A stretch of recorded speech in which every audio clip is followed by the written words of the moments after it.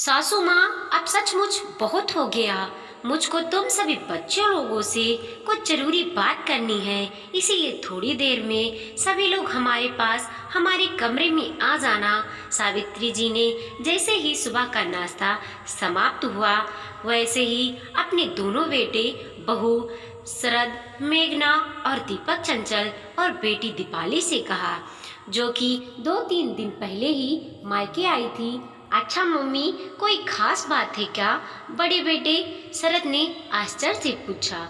हाँ बेटा, खास बात ही है, सावित्री जी ने अपने स्वभाव के अनुसार सभ्यता के साथ कहा। तो फिर अभी बता दीजिए ना कि क्या खास बात है। तभी छोटा बेटा दीपक बोला, नहीं अभी नहीं, हाँ थोड़ी देर बाद ही तुम सब लोग मेरे कमरे में आ जाना। इतना कहकर सावित्री जी अपने कमरे में चली गईं। लगता है कि जरूरी कोई खास बात है, हम लोगों से कोई गलती तो नहीं हो गई, इस वजह से मम्मी इतनी गंभीर नजर आ रही हैं। दोनों बहुएं मेघना और चंचल भी आपस में चर्चा करने लगी। नहीं भाभी, मुझको तो ऐसा कुछ भी नहीं लग रहा कि मम्मी आप लोगों की गलतियों के लिए हम लोगों को एक साथ कमरे में बुला रही हैं। जरूर कोई और ही बात है। तभी दीपाली दोनों भाभियों की बात काटते हुए बोली, क्यों तुम लोग अपना अपना दिमाग भिड़ा रही हो? अभी थोड़ी ही देर बाद सब पता चल जाएगा कि आखिर मम्मी के दिमाग में क्या चल रहा है। दोनों बेटे ने कहा, जो कि आज रविवार की वजह से घर पर ही हैं। खैर, थोड़ी देर बाद सभी लोग एक साथ सावित्री जी के कमरे में पहुंच गए तो क्या देखते हैं कि सावित्री जी अपना एक छोटा सा बक्सा खोले बैठी हैं। अब बताइए मम्मी कि आपने हम लोगों को आखिर किस लिए अपने कमरे में बुलाया है? सब लोगों ने एक स्वर में कहा और जवाब सुनने के लिए सब लोग सावित्री जी का मुंह ताकने लगे। आओ तुम सभी लोग हमारे इर्द गिर्द बैठ जाओ और ये देखो, ये हमारा कुछ कहने और इस घर के कागजात हैं। मम्मी जी ने बक्से की ओर इशारा करते हुए कहा, मम्मी ये तो हम लोगों को भी दिखाई पड़ रहा है, लेकिन आप ये सब हम लोगों से क्यों बता रही हैं? ये सब तो आपके पास सुरक्षित ही रखा है। शरद ने नम्रता के साथ कहा, देखो बेटा, मैं ये चाहती हूँ कि ये सब सामान तुम बच्चों के सुपुर्द कर दूं और फिर चैन से अपनी जिंदगी गुजारूं, क्योंकि मैं बिल्कुल भी नहीं चाहती कि मेरे इस संसार से जाने के बाद तुम भाई बहन और भाभीयों में किसी प्रकार की संपत्ति को लेकर टकराहट हो, क्योंकि पैसा कौड़ी और जमीन जायदाद अच्छे से अच्छे संबंध बिगाड़ देता है। सावित्री जी ने इस बार ठंडी सांस भरते हुए कहा, मम्मी आप ऐसा क्यों सोच रही हैं, जबकि आप अच्छी तरह से जानती हैं कि हम लोग सब अच्छे से खा पी रहे हैं, सब अपनी अपनी जगह संपन्न हैं, फिर आप ये सब क्यों कह रही हैं? बड़ी बहू मेघना ने समझदारी का परिचय देते हुए कहा, भाभी बिल्कुल सही कह रही हैं। दीपाली और चंचल बोली, देखो तुम लोग या तो समझ नहीं रहे हो या तो समझना नहीं चाहते हो। एक बार जब मैं ये सामान अपने हाथों से उठाकर तुम सबको दे दूंगी तो चैन से भगवान के घर जा सकूंगी। इतना कहकर सावित्री जी की आंखों में एक नमी सी तैर गई। बस मम्मी, बहुत हो गया, उतने देर से भगवान का घर जाने की बात कर रही हैं। क्या पापा की तरह हम लोगों को अपनी छत्र छाया से मरहूम कर देंगी? अब इसके बाद एक भी शब्द मत निकालिएगा, वरना मैं आपसे सचमुच नाराज हो जाऊंगा। छोटा बेटा दीपक तो एकदम से सावित्री जी के ऊपर गुस्सा ही पड़ गया। हाँ मम्मी, सचमुच अब बहुत हो गया, ये सारा सामान आपके पास ही सुरक्षित रहेगा और यकीन मानिए हम लोग कभी भी एक दूसरे से किसी भी चीज के लिए नहीं झगड़ेंगे। दोनों बहुएं जो एक दूसरे के साथ बहन की तरह व्यवहार करती थी बोल उठी, और हाँ मम्मी, मुझको भी बस आप सभी लोगों का प्यार ही चाहिए। मैं कुछ भी मांग कर अपना मायका नहीं खोना चाहती। उतनी देर से चुप बैठी दीपाली भी आंखों में आंसू भरकर बोल पड़ी। सावित्री जी ने ये बात बहुत अच्छी तरह से जानती थी कि उनका परिवार इस कलयुग में भी बिल्कुल आदर्श परिवार है और किसी भी बच्चे के पास कोई भी कमी नहीं थी, बल्कि सावित्री जी के पास खुद सब कुछ था।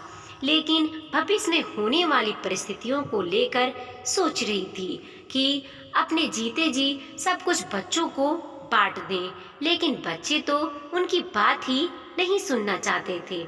चलो ठीक है, अगर तुम लोग मेरी बात से सहमत नहीं हो तो मैं एक वकील बुलवाकर अपना वसीयतनामा लिखवा दूंगी और उसमें ये भी लिखवा दूंगी कि जब तक मैं जीवित हूँ तब तक सब हमारा है, और उसके बाद तुम तीनों का और उसकी 3 कॉपी बनवाकर तुम तीनों को दे दूंगी, और इस बात के लिए मुझे कोई भी मना नहीं करेगा।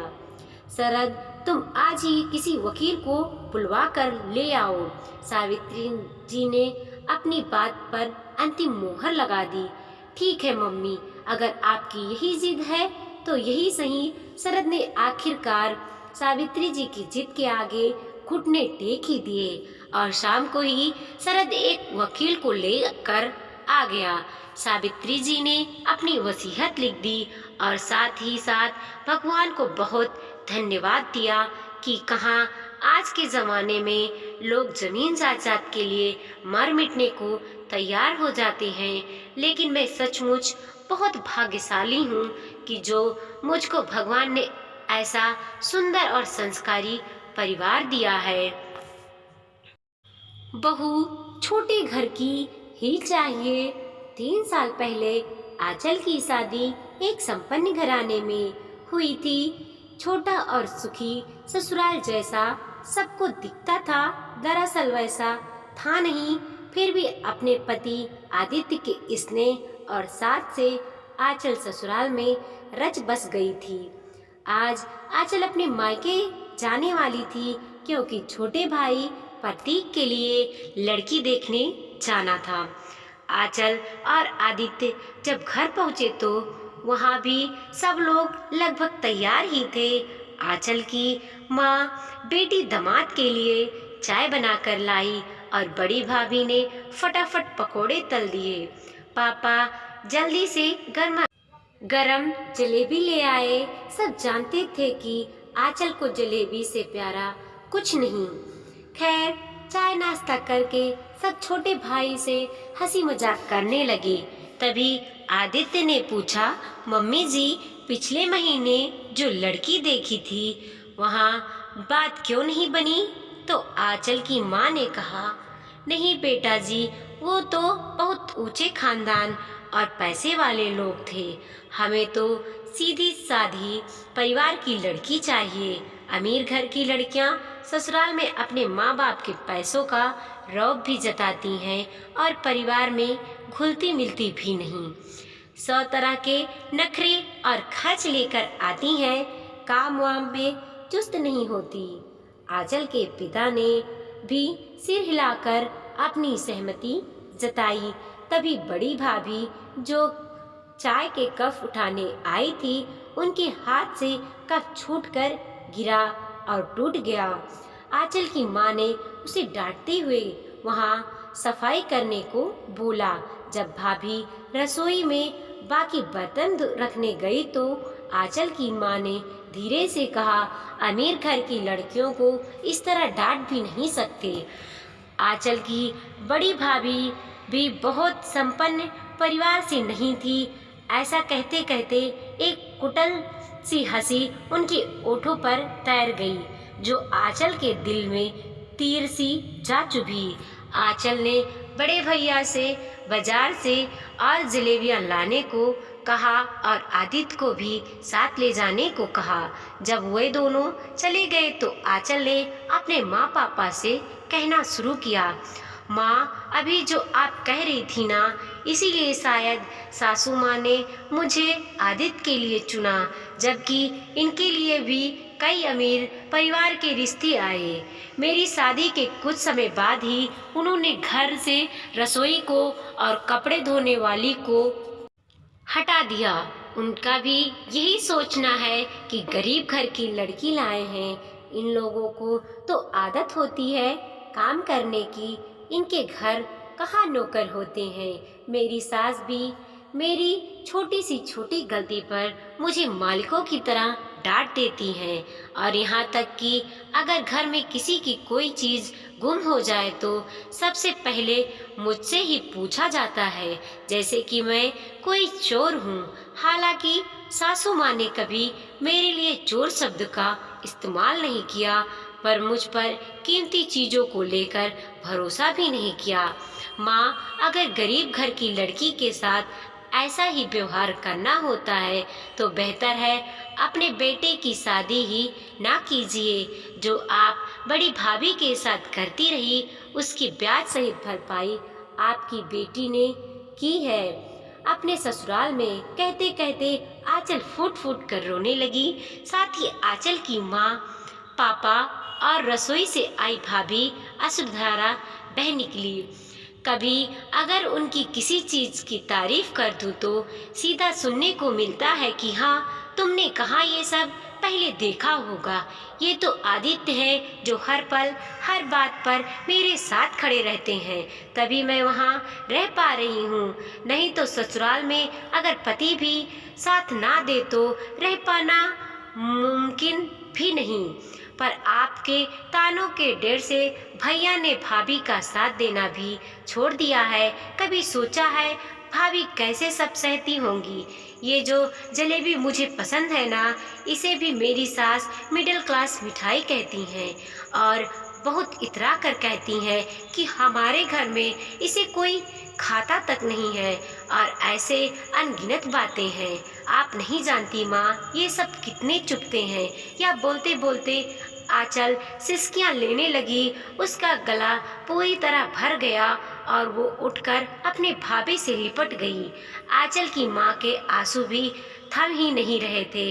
वो खुद को कोसने लगी और अपनी बहू से माफ़ी मांगते हुए कहने लगी कि मैंने कभी सोचा भी नहीं था कि मेरी करनी लौटकर इस तरह मुझ पर आएगी। अब आइंदा कभी तेरा दिल नहीं दुखाऊंगी बहू।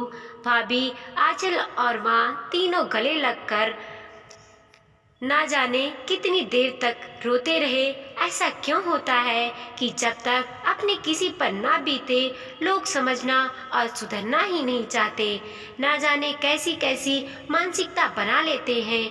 क्या ये सोच सही है कि अपने से नीचे घर की लड़कियां चाहिए ताकि उसे दबा कर रख कर दहेज ना लेकर क्या पूरी जिंदगी का गुलाम खरीद लेते हैं। वीडियो पसंद आया हो तो लाइक कीजिए, कमेंट कीजिए और अपने दोस्तों के साथ ज़रूर शेयर कीजिए। चैनल पे नए हैं तो प्लीज़ सब्सक्राइब कीजिए।